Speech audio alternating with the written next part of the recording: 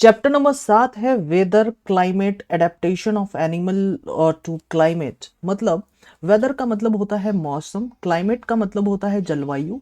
आम तौर पे जब आप नॉर्मल लोगों से मिलते हैं जिनको इस विषय के ऊपर पूरी जानकारी नहीं होती है, वो वेदर और क्लाइमेट को एक ही मानते हुए आपको दिखेंगे। दोनों को सेम ही टर्म्स में जो है वो क्वाइन करते हुए नजर आएंगे, लेकिन टेक्निकली दोनों अलग अलग है। वेदर का मतलब होता है मौसम, जबकि क्लाइमेट का मतलब होता है जलवायु। देखो, मौसम जो है ना वो डे टू डे एक्टिविटी को कहते हैं। मतलब कि एक दिन के अंदर टेम्परेचर क्या है, ह्यूमिडिटी की क्या जो है वो क्वांटिटी है, रेनफॉल कितनी होने वाली है, इन सारी चीज़ों को आप जब देखते हैं और उसके बेसिस पे आप किसी भी दिन का मिनिमम और मैक्सिमम टेम्परेचर जो है वो तैयार करते हैं, तो हम कहेंगे कि हम जो है किसी दिन के वेदर की बात कर रहे हैं। और जब हर दिन के वेदर को जो है हम 10 साल 15 साल तक रिकॉर्ड करते हैं, 25 साल तक रिकॉर्ड करते हैं, और उसके बेसिस पे ऑन एन एवरेज हम किसी भी वेदर पैटर्न को जो है वो प्रिडिक्ट करते हैं, तो हम कहते हैं कि हम अब जलवायु की बात कर रहे हैं। तो जलवायु बेसिकली क्या है कि वेदर का एक बड़ा रूप है। अगर हम इसको वेदर मानते हैं तो ये है जलवायु। ठीक है, आप समझ रहे हैं? तो अगर आप देखते हैं कि कोई भी क्रिकेट मैच जो है, आपने सुना होगा कि बहुत सारे क्रिकेट मैच जो है वो कैंसिल हो गई, आज बारिश हो रही है, आज बारिश के कारण स्कूल नहीं जाना है, बहुत सारे अलग अलग चीज़ें बंद होती हुई आपको नज़र आती हैं। तो आप जब पर डे की एक्टिविटी की बात कर रहे होते हैं तो आप वेदर की बात कर रहे होते हैं। ठीक है, तो आपको जो वेदर की जानकारी मिलती है कि आज बारिश होने वाली है या नहीं होने वाली है, ये भारत में वेदर रिपोर्ट तैयार होता है हर दिन, और इसको टीवी चैनल्स पे, रेडियो पे और भी बहुत सारे तरीके हैं, उन तरीकों से जो है आप प्राप्त कर सकते हैं। और भारत में जो ये वेदर रिपोर्ट कौन तैयार करता है, तो Indian meteorological department weather report तैयार करता है। ठीक है, यही हमने कहा कि डेली वेदर जो है रिपोर्ट आपको मिलती है, और इसमें टेम्परेचर है, ह्यूमिडिटी है। ह्यूमिडिटी क्या होती है? ह्यूमिडिटी होती है कि कितनी जो है मॉइस्ट एयर है आपके एटमॉस्फेयर में, ये ह्यूमिडिटी कहलाती है। और इसको मैंने हाईलाइट भी करके यहाँ बताया है कि humidity means measure of moisture in air, कि एयर में कितनी मॉइस्चर है उसको ह्यूमिडिटी कहते हैं। और जितनी एयर में मॉइस्चर होगी उस बेसिस पे आपके रेनफॉल को भी आप प्रिडिक्ट कर सकते हैं। ठीक है, अगर आप देखें कि होता क्या है कि जो पर डे की कंडीशंस जो है वो हर जगह की अलग अलग अलग होती है। ठीक है, हर जगह की एक कंडीशंस आपको वेदर की नहीं दिखेंगी, क्योंकि हर जगह के टेम्परेचर अलग हैं, ह्यूमिडिटी की कंडीशन अलग है, रेनफॉल का पैटर्न अलग है। और ये सारी चीज़ें, चाहे ह्यूमिडिटी हो, रेनफॉल का पैटर्न हो या विंड की स्पीड हो, जब हम इन सारी चीज़ों को हम देखते हैं, हर जगह के अलग अलग आपको मिलते हैं, तो इनको हम कहते हैं एलिमेंट ऑफ वेदर।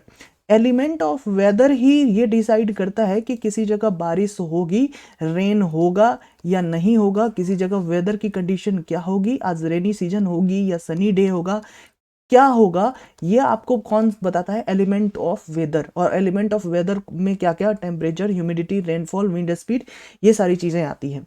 ठीक है, वेदर जो है ना वो बड़ा अपने आप पे कॉम्प्लेक्स जो है वो फिनोमिनन है। आप इसको जो है वो प्रिडिक्ट कर सकते हैं, लेकिन बड़े पुख्ते तरीके से नहीं बता सकते कि आज क्या होगा। अगर बड़े पुख्ते तरीके से बताते तो कोई मैच कैंसिल होता हुआ ही नजर नहीं आता आपको, कोई मैच कैंसिल ही नहीं होता।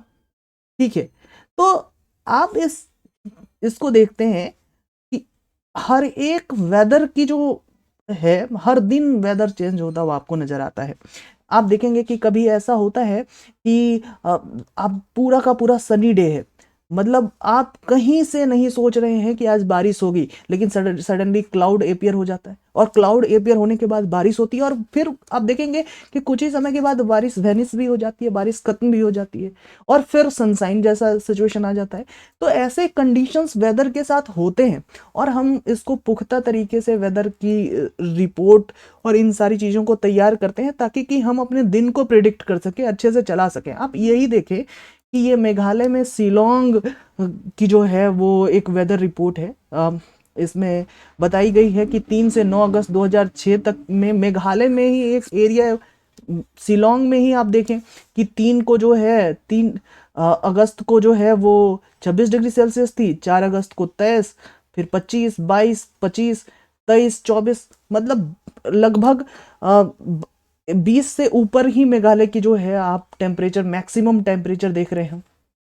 ठीक है, तो इसका मतलब ये है कि ये जो वेदर की कंडीशन है वो हर दिन सामान्य नहीं होगा, लेकिन क्लाइमेट की जो कंडीशन है ना वो किसी जगह जो है वो सामान्य होगी। जैसे अगर हम ये कहें कि अगर कोई आदमी कनाडा में रह रहा है, ठीक है, तो कनाडा में वो रह रहा है तो वो पोलर रीजन में बेसिकली रह रहा होगा, है ना। कनाडा चूंकि बहुत बड़ी कंट्री है, लेकिन सबसे सोचो कि नॉर्दर्न कनाडा में रह रहा होगा तो वो पोलर रीजन में रह रहा होगा। लेकिन कनाडा के रिस्पेक्ट में हम इंडिया की बात करें तो हम लोग क्या कर रहे हैं, हम लोग थोड़े हॉटर रीजन में रह रहे हैं, ट्रॉपिकल रीजन में रह रहे हैं।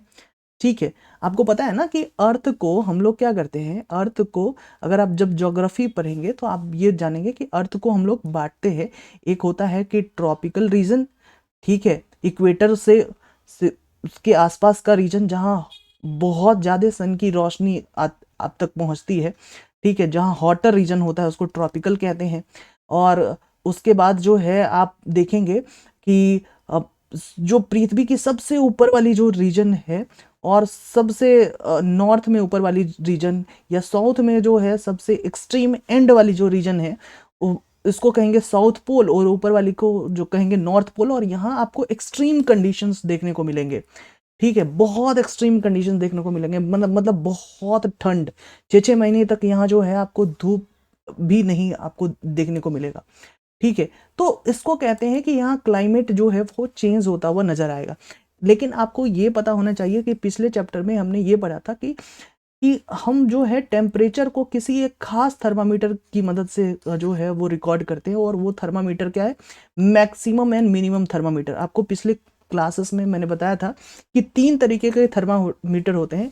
एक तो लेबोरेटरी का थर्मामीटर होता है, एक जो है डोमेस्टिक यूज वाला थर्मामीटर होता है, ठीक है, जिसको ह्यूमन यूज क्लिनिकल थर्मामीटर कहते हैं, ठीक है, और एक जो है वो थर्मामीटर जो है वो मैक्सिमम और मिनिमम थर्मामीटर होता है। और मैक्सिमम और मिनिमम थर्मामीटर जो है वो वेदर रिपोर्ट तैयार करने में मदद करती है। मैक्सिमम थर्मामीटर से क्या हम मापते हैं, टेम्परेचर मापते हैं, और टेम्परेचर मापते हैं और इसी के बेसिस पे वेदर रिपोर्ट तैयार होती है। अगर हम कहें आपको कि दिन की मैक्सिमम टेम्परेचर जो है वो पता करो, तो आप क्या करेंगे कि दिन में आफ्टरनून के समय, दोपहर के समय जो है मैक्सिमम टेम्परेचर होती है, उस समय का टेम्परेचर आप रिकॉर्ड करेंगे। और अगर मैं कहूँ कि पूरी दिन की 24 घंटे की सबसे मिनिमम टेम्परेचर का कब आपको मिलेगी, तो वो अर्ली मॉर्निंग में मिनिमम टेम्परेचर मिलेगी। क्यों? क्योंकि आपके जो सन है ना, सन से आपको एनर्जी मिलती है, sun is your primary source of energy, और सन से पृथ्वी तक एनर्जी आती है। क्योंकि सन हमसे बहुत दूर है, सन जो है वहाँ बहुत हाई टेम्परेचर है, लेकिन इतनी दूरी के बावजूद भी सन से एनर्जी हम तक पहुँचती है, और हमारे यहाँ की एनर्जी की मेन सोर्स है सन। और हमारी जितनी सारी चीज़ें हैं वो सारी चीज़ें, कुछ चीज़ें एनर्जी एब्जॉर्ब करती हैं, कुछ चीज़ें एनर्जी छोड़ती हैं। इसी के बेसिस पे पूरे अर्थ के की जो प्लैनेट है उसकी जो है वो क्लाइमेट जो है वो डिफाइन होती है। जहाँ आप देखें कि अगर आप सी के पास हैं और यहाँ जो है आपको रियलाइज होगा कि डेजर्ट और माउंटेन से जो है यहाँ की अलग टेम्परेचर मिलेगी, अलग कंडीशंस मिलेगी। सी के पास आपको लैंड ब्रीज, सी ब्रीज देखने को मिलेगा।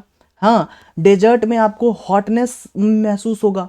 माउंटेन में अगर यहाँ जाए तो आपको जो है जो वैली वाला जो टेम्परेचर है उस तरीके की चीज़ें आपको दिखेंगी, ठीक है। और अलग अलग वेजिटेशन भी इन जगह का अलग अलग आपको दिखेगा, ठीक है।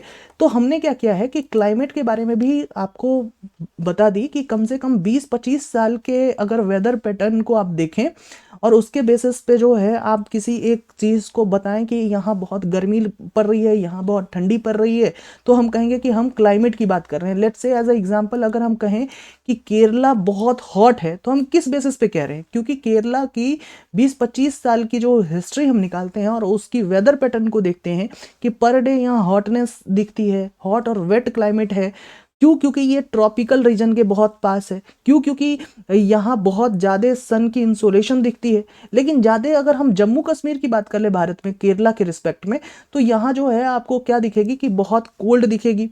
हाँ, तो आप देखेंगे कि कंट्री का एक पार्ट हॉट है और दूसरा पार्ट कोल्ड है।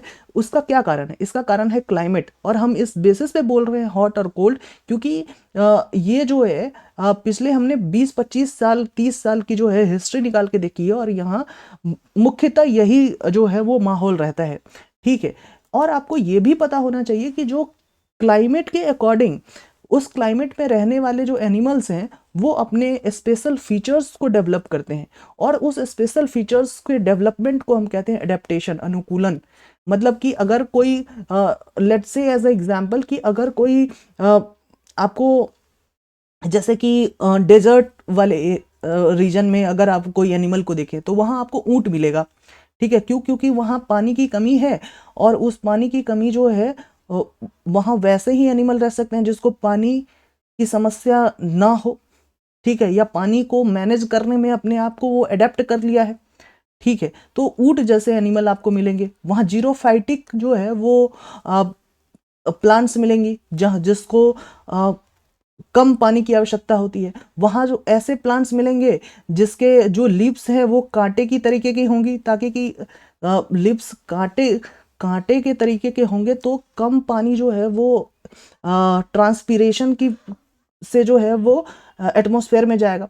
तो अगर आप कोल्ड वाले रीजन की बात करें तो वहाँ जो एनिमल्स आपके पाए जाएंगे उसके उसके फर बड़े होंगे, उस पर बहुत मोटी मोटी परतों भरी होंगी, फैटी होंगे।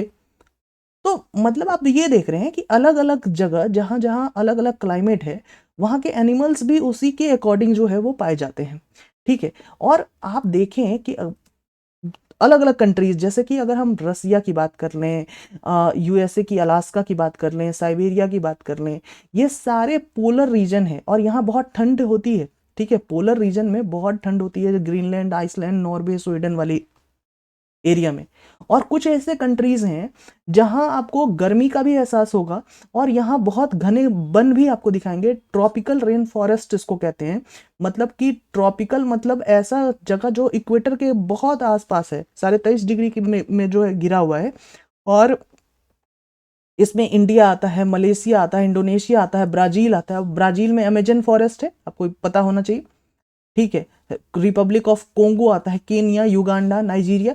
ये सारे ऐसे जगह हैं जहां आपको ट्रॉपिकल रेन फॉरेस्ट मिलेगी। अच्छा, दो दो चीजों पे हमने बात की, एक है पोलर रीजन और दूसरा हमने ट्रॉपिकल रेन फॉरेस्ट पे बात की। तो इसकी थोड़ी विस्तार बात होनी चाहिए, और यहाँ किस तरीके के एडेप्टेशन जो तकनीक है, यहाँ जो एनिमल्स पाए जाते हैं उस पर बात करते हैं। तो सबसे पहले पोलर रीजन की बात करें हम। ठीक है।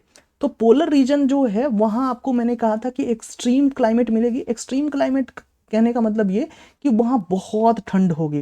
ठीक है। बहुत कोल्ड होगी उस एरिया में, क्योंकि 6 महीने तक यहाँ जो है ना तो सनसेट जैसी स्थिति होती है और ना ही यहाँ सनराइज जैसी स्थिति होती है।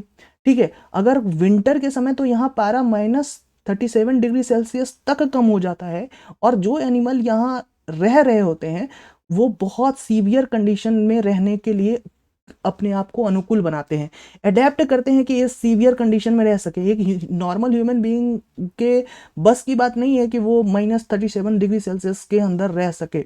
लेकिन यहाँ आपको एनिमल्स मिलेंगे पोलर बियर जैसे, पेंगुइन जैसे।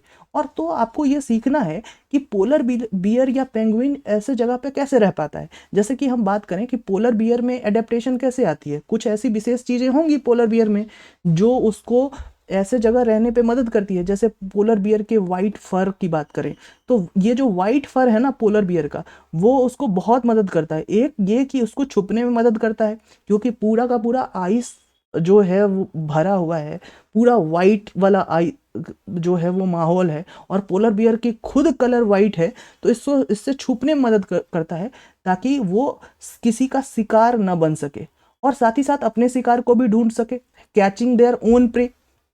ठीक है। पोलर बियर की जो अगर आप स्किन देखेंगे ना तो इसमें 2 थिक लेयर ऑफ फर होता है, और उसके बाद भी तीसरा लेयर उसकी फैटी स्किन होती है।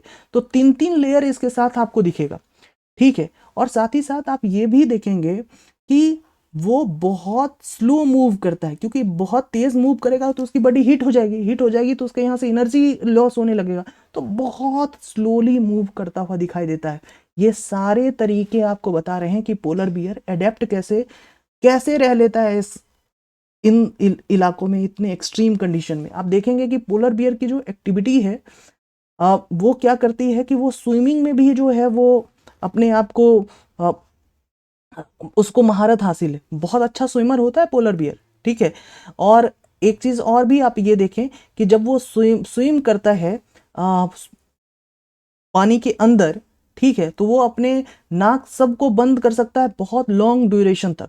उसके पास जो स्ट्रॉन्ग सेंस ऑफ स्मेल होता है, और इसी स्ट्रॉन्ग सेंस ऑफ स्मेल के कारण जो है वो फूड को भी अपने फूड को भी पाने में सक्षम हो पाता है।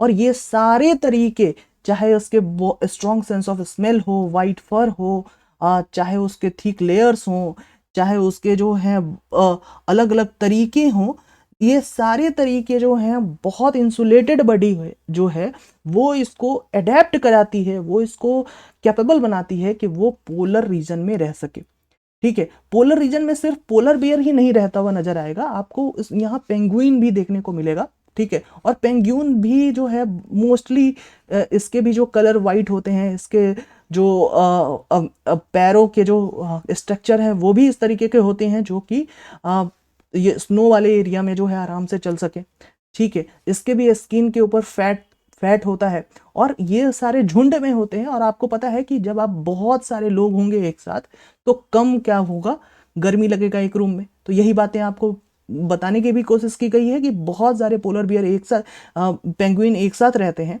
और इससे उसकी जो है वो गर्मी में भी उसको मदद मिलती है, ठीक है। और पेंगुइन जो है वो अच्छा स्विमर भी होती है, और इससे क्या होता है, अच्छे स्विमर के कारण इसको फिश सब जो है मिलना आसान हो जाता है, इसकी बॉडी स्ट्रीमलाइंड होती है, ठीक है। और ये आप एक तरीके से इसके वेब टाइप का फीट होता है, ये देखो ये वेब टाइप का फीट है, इसको कहेंगे वेब टाइप का फीट, जो इसको बहुत अच्छा स्विमर बनाती है ये।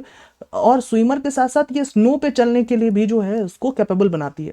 तो मैंने ये कहा कि ये जो है अच्छा स्विमर है, तो अच्छी तरीके से जो है वो फिश और फूड जो है वो आराम से कैच कर सकता है। तो इसका मतलब ये हुआ कि सिर्फ पेंगुइन या पोलर बियर ही इस रीजन में नहीं रह रहा है, पोल वाले रीजन में, इतने ठंडे वाले रीजन में फिशेस भी रहती हैं, और सारे एनिमल्स आपको दिखेंगे। तो ये जो एनिमल्स हैं ये फिश भी हैं, मस्क ऑक्शन भी हैं, रेंडियर्स भी है, फॉक्सेस भी है, सील्स भी है, वेल्स भी है, बर्ड्स भी हैं, ठीक है। ये सारे लोग जो हैं आपको जो है वो कोल्ड रीजन में देखने को मिलेंगे। बर्ड्स के साथ एक बड़ी अच्छी चीज़ है कि बर्ड्स जो है चूंकि इतना कोल्ड बर्दाश्त नहीं कर पाता, तो वो माइग्रेट कर जाता है, माइग्रेट वार्मर रीजन में कर जाता है।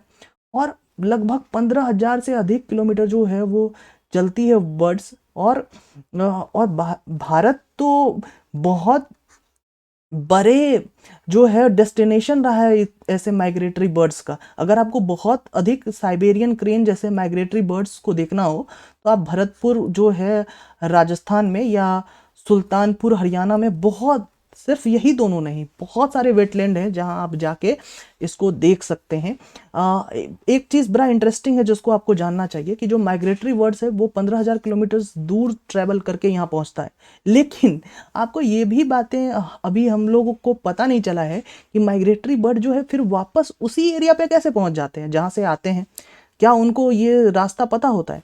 तो ऐसा माना जाता है कि उनमें बिल्ट इन सेंस डायरेक्शन होता है, ठीक है। और या फिर वो कोई लैंडमार्क जो है वो अपने दिमाग में रख लेते हैं जो उसको गाइड करता है उसी स्थान पे पहुंचने में जहां से विंटर सीजन के कारण वो जो है वो वहां से निकल के आए थे, और फिर विंटर खत्म होने के बाद फिर वो वापस जाते हैं। जैसे कि अगर साइबेरिया से एक साइबेरियन क्रेन उड़ा विंटर के कारण और भारत पहुंचा, तो फिर जैसे ही गर्मी आती है तो फिर साइबेरिया कैसे पहुंच जाता है? तो ऐसा माना जाता है कि कोई लैंडमार्क होगा जो उसको गाइड करता होगा, ठीक है। और जैसे कि कोई सन, स्टार, इस तरीके की कुछ लैंडमार्क होगी जो उसको गाइड करती होगी। हम लोग सोचो कि घड़ी जब नहीं थी तो तब भी हम लोग जो है डायरेक्शंस का पता लगाते थे, पोल स्टार, इन सारे तरीके से। तो इनके भी तरीके होंगे जिनसे इनके डायरेक्शंस का पता लगता होगा। और ये भी एक इंटरेस्टिंग चीज़ है कि कुछ ऐसे भी एविडेंस पाए गए हैं जिससे ये पता चलता है कि जो बर्ड्स है ना, ये मैग्नेटिक फील्ड का भी इस्तेमाल करते हैं अपने डायरेक्शंस को खोजने के लिए। ठीक है, सिर्फ बर्ड्स ही नहीं, बहुत सारे एनिमल्स हैं जो माइग्रेट करते हैं, मैमल्स हैं माइग्रेट करते हैं। और माइग्रेशन जो है इसलिए करते हैं क्योंकि वो उस कंडीशन में अपने आप को एडेप्ट नहीं करा पाते और अपने आप को ढाल नहीं पाते। जैसे कि एडेप्टेशन का अच्छा एग्जाम्पल आप ऐसे समझ सकते हैं कि आप किसी बाराती में जाते हैं, ठीक है, आपको आपकी इनविटेशन नहीं है उस बाराती में, लेकिन आप वहां जाकर खाना खाते हैं और इतने घुल मिल जाते हैं कि किसी को ना तो लड़की वाले को पता चलता है, ना ही लड़के वाले को पता चलता है कि आप किसकी तरफ से हैं। तो इसका कहने का मतलब हो गया कि आप जो है वो पूरी की पूरी शादी में अपने आप को एडेप्ट करा पाए। तो this is what the adaptation is, कि एक इन्वायरमेंट जिसकी जो रिक्वायरमेंट है वो पूरा आप फुलफिल कर पा रहे हैं। एक दूसरा जो टर्म्स था ट्रॉपिकल रेन फॉरेस्ट, उसको भी जान ले। ट्रॉपिकल जैसा कि नाम से क्लियर है, ट्रॉपिकल हम वैसे रीजन को कहते हैं जो इक्वेटर के नज़दीक है। इक्वेटर किसको कहते हैं? लगभग वो ऐसा लाइन जो पूरे पृथ्वी को लगभग 2 इक्वल पार्ट में बांटता हुआ नजर आता है, उसको इक्वेटर कहते हैं। ठीक है, यानी यहाँ से 0 डिग्री से स्टार्ट होके, ठीक है। और ट्रॉपिकल कौन सा रीजन होता है? 23.5 डिग्री ऊपर और 23.5 डिग्री नीचे। तो ये जो रीजन है ना, ये पूरा जो है वो ट्रॉपिकल कहलाएगा। ठीक है, और इसी रीजन में अगर कोई आपको वन दिखाई दे तो उसको ट्रॉपिकल रेन फॉरेस्ट कहेंगे। ठीक है, और इसी वन में जो चूंकि बारिश भी आपको होगी और बारिश होने के कारण आपको ये रेन फॉरेस्ट नाम दिया जाता है। लेकिन हम उसको और भी अच्छे से समझते हैं। ट्रॉपिकल रीजन जो है, चूंकि यहाँ सन की रोशनी अधिक होती है तो हॉट आपको दिखाई देगा। ठीक है, क्योंकि इक्वेटर के नज़दीक होती है। और कोल्डेस्ट डे में भी, चाहे अभी देखो कि विंटर है, उस समय भी यहाँ के जो टेम्परेचर होते हैं वो 15 डिग्री सेल्सियस से कम दिखाई नहीं देते हैं। और हॉटेस्ट समय में तो टेम्परेचर का क्या कहना, टेम्परेचर तो 40 डिग्री सेल्सियस तक भी पहुंच जाता है। और लगभग 45 डिग्री सेल्सियस के बाद, हमने अभी देखा था कि 45 डिग्री सेल्सियस के बाद तो हम एक ह्यूमन को जो है वो रह नहीं पाएगा नॉर्मल टेम्परेचर में। ठीक है, तो 40 डिग्री सेल्सियस तक जो है एक्सट्रीम टेम्परेचर पहुंचती है, जो कि ऐसे रीजन में। ठीक है, और ऐसे रीजन में चूंकि हॉट होता है और पानी की पर्याप्त मात्रा होती है, तो आप देखेंगे कि ऐसा रीजन जो है वहाँ बहुत रेन भी होगा। और चूंकि रेन जो होगा थ्रू आउट द ईयर आपको दिखाई देगा। ठीक है, और इसी रेन के कारण जो है वो ऐसे रीजन्स में जो है वो बारिश आपको अधिक दिखाई देने को मिलेगा। ठीक है, और इसी बारिश के कारण वन भी आपको दिखाई देता है, क्योंकि ऐसे क्षेत्र में प्रचुर मात्रा में वर्षा होती है, मतलब एकदम ताबड़तोड़ बारिश। और ये जो ताबड़तोड़ बारिश है उसके कारण जो है उष्ण कटिबंधीय वर्षा वन, जिसको इंग्लिश में कहेंगे ट्रॉपिकल रेन फॉरेस्ट, आपको पाया जाएगा। और ट्रॉपिकल रेन फॉरेस्ट आपको पूछे कहाँ पाया जाता है, तो वेस्टर्न घाट और असम में पाया जाता है।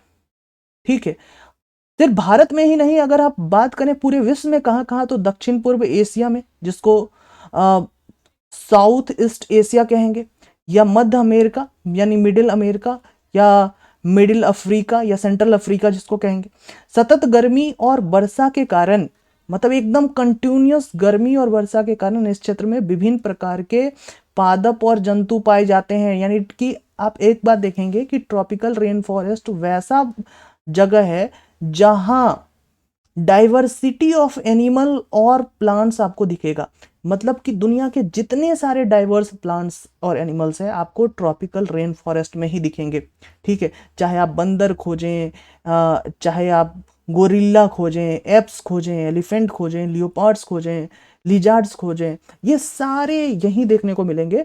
और आपको एक चीज़ और भी जानना चाहिए कि ऐसे जो जगह है जैसे ट्रॉपिकल रेन फॉरेस्ट वाले जो जगह है वहाँ कैसे अडेप्टेशन होता है। चूंकि यहाँ क्लाइमेट आपको ह्यूमिड भी दिखेगी, हॉट भी दिखेगी, यहाँ किस तरीके से जो है अडेप्टेशन होगा। हमने तो पोलर रीजन में अडेप्टेशन की बात कर ली, तो हम पोलर रीजन में हमने पेंगुइन को लिया, हमने पोलर बियर को लिया, तो हम यहाँ एक एग्जाम्पल लेते हैं रेड आई फ्रॉग की। ठीक है, जो ट्रॉपिकल रेन फॉरेस्ट में पाया जाता है। रेड आई फ्रॉग के जो लेग हैं उसमें बहुत स्टिकी पैड्स होते हैं। स्टिकी पैड्स मतलब कि पैर के तलवे में जो है वो चिपचिपे होते हैं। और ये जो स्टिकी पैड्स है ना उसके फीट में, ये रेड आई फ्रॉग को हेल्प करता है कि वो ट्री पे आराम से क्लाइंब कर सके और आराम आराम से रह सके, और ट्री पर उसको पर्याप्त मात्रा में न्यूट्रिशन मिलता है, और इसके कारण जो है वो आपको ट्री पे देखने को मिलेगा।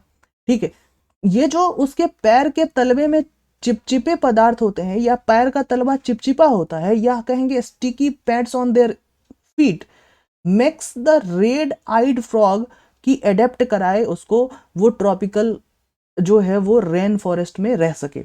ठीक है, चलिए और भी एग्जांपल लेते हैं। ठीक है, जैसे कि आप एक एग्जांपल और भी लें कि एक एग्जांपल है कि बहुत ऐसे क्षेत्र में, जैसे कि टूकन नाम करके एक पक्षी है। इसका क्या होता है कि इसकी चोंच बहुत लंबी होती है, और ये जो लंबी चोंच है इसको ये मदद करती है कि ऐसे ऐसे जगह जहाँ फल लगे हों, फ्रूट लगे हों, और ये इस पक्षी का वजन जो है वो ब्रांच जिस पे फ्रूट लगा है वो सह नहीं पाएगा, तो इसकी चोंच इसको मदद करती है उस फ्रूट को खाने में। और ये भी अडेप्टेशन का एक तरीका है कि इसको फूड कैसे मिल रहा है, अपनी चोंच की मदद से। और चूंकि चोंच लंबा है तो इसको इस एरिया में रहना जो है आसान पड़ रहा है। फूड, मेनली फूड की ही जो है वो पूरी खोज है। जैसे कि एक और एग्जांपल ले लें कि यहाँ जो जो भी एनिमल्स आपको पाए जाएंगे वो बहुत सेंसिटिव होंगे, उसकी हियरिंग बहुत शार्प होगी, उसकी आई बहुत शार्प होगी, बहुत थिक स्किन होगा, स्किन जो कलर होगी ना वो स्किन की कलर इस तरीके की आपको दिखेगी कि वो आराम से जो है वो आसपास की झाड़ियों से जो है वो मिलती जुलती होंगी, ताकि कि वो अपने प्रेडिटर्स से बच सके, किसी और चीज़ों से शिकार होने से बच सके। ठीक है, कोई उसका शिकार ना कर पाए। तो इस तरीके की जो है बहुत सारी चीज़ें चलती हैं। जैसे कि अगर आप एक एग्जांपल ले लें, ठीक है, लायन टेल्ड मक मक मैक्यू की, है ना, जिसको बियर्ड एप भी कहते हैं। ठीक है, इसमें क्या होता है कि जैसे कि इसको दाढ़ी वाला एप भी कहते हैं, लायन टेल लंगूर की। इसमें इसकी क्या प्रमुख विशेषता है, इसकी चांदी जैसी सफेद आयल होती है, और जो सिर के चारों ओर होती है, गालों और चिबुक पे टोढ़ी तक रहती है, और ये इससे आसानी से जो है वो क्या करती है कि वृक्षों पर चढ़ना जो है इसके लिए आसान हो जाता है। सो लायन टेल मकाओ, जो जिसको बियर्ड एप कहेंगे, दाढ़ी वाला जो लंगूर कहेंगे, वो रेन फॉरेस्ट में आपको मिलेगा। एक चीज़ ये पता होनी चाहिए। और वेस्टर्न घाट के जो है वो रेन फॉरेस्ट में आपको मिलेगा। इसकी जो आउटस्टैंडिंग फीचर है कि सिल्वर वाइट मेन होता है, जिसको हिंदी में कहेंगे कि चांदी जैसी सफ़ेद ऑयल। ठीक है, और जिसके चारों तरफ जो है वो चिक्स डाउन टू इट्स चिन होता है। मतलब इसको समझना है बेसिकली आपको, जो यहाँ से याद रखनी है कि लायन टेल जो मकाओ है वो कहाँ मिलता है, तो वो कहाँ मिलता है, वेस्टर्न घाट के रेन फॉरेस्ट में। ठीक है, और भी चीज़ें क्या पढ़नी है, और भी चीज़ें ये पढ़नी है कि ये जो, चूंकि ये आराम से आसानी से ट्री पे चढ़ जाता है, ठीक है, इसकी बॉडी की स्ट्रक्चर ही ऐसी है। हमें स्ट्रक्चर नहीं पढ़ना है, हमें स्ट्रक्चर याद भी नहीं रखनी है। ठीक है, लेकिन इसकी हमें ये याद रखनी है कि इसकी बॉडी की स्ट्रक्चर इस तरीके से बनाई गई है जो इसको ट्री पे चढ़ना आसान बनाती है, और ये अपने जीवन का मोस्ट ऑफ द टाइम जो है वो ट्री पे ही काटता है, क्योंकि ट्री पे इसको आराम से इसकी फूड मिल जाती है। ठीक है, और ये बहुत कम जो है वो लैंड पे आपको दिखने को मिलेगा, यदा कदा ही। ठीक है, तो हमने लायन टेल लंगूर की बात कर ली, लेकिन सबसे जो ज़्यादा और सबसे अच्छा एडेप्टेशन जो दिखता है मुझे भी और आपके किताब ने भी दिया है, हाथी का। हाथी आपको ट्रॉपिकल रेन फॉरेस्ट में देखने को मिलेगा, और इसकी सारी चीज़ें ट्रॉपिकल रेन फॉरेस्ट के अकॉर्डिंग है। जैसे कि अगर हम इसकी सूंड की बात कर लें, ठीक है, इसकी ट्रंक की बात कर लें, ये ट्रंक जो है ना वो उसके नोज का भी काम कर रही है। ठीक है, और ट्रंक जो है वो इसको स्मेल करने में भी मदद करती है। ट्रंक जो है इसके फूड को कैरी करने में भी, पिकअप करने में भी मदद करती है। हाँ, और अब इसके बाद आप एक चीज देखें कि टस्क भी इसका होता है। ठीक है, तो इसका जो टस्क है इसकी मॉडिफाइड टिथ होती है, इसको हमने क्लास 6 में भी पढ़ा था। ठीक है, और इस मॉडिफाइड टीथ के कारण इसके लिए आसान होता है कि अपनी फेवरेट फूड जो होता है वृक्षों की छाल, ठीक है, उसको आराम से खा सके, ठीक है। So by this teeth he can be tear the bark of trees that elephant love to eat. हाँ, वृक्षों की छाल एलिफेंट को खाना बहुत अच्छा लगता है। और इसके कान बड़े होते हैं, और कान बड़े होते हैं, सेंसिटिव होते हैं, तो ये आराम से जो है वो ऐसे एरिया में अपने प्रीडिटर से भी बच सकता है। हाँ, और आप इसके कान जो है ना, ये बहुत इंपॉर्टेंट इंफॉर्मेशन है जो उसको याद रखने हैं। इसके कान जो है वो गर्म और आर्द्र जलवायु में भी, मतलब कि the year of elephant keep elephant cool in hot and humid climate, ठीक है। तो ईयर जो एलिफेंट का है वो एलिफेंट को ठंडा रखने में मदद करता है।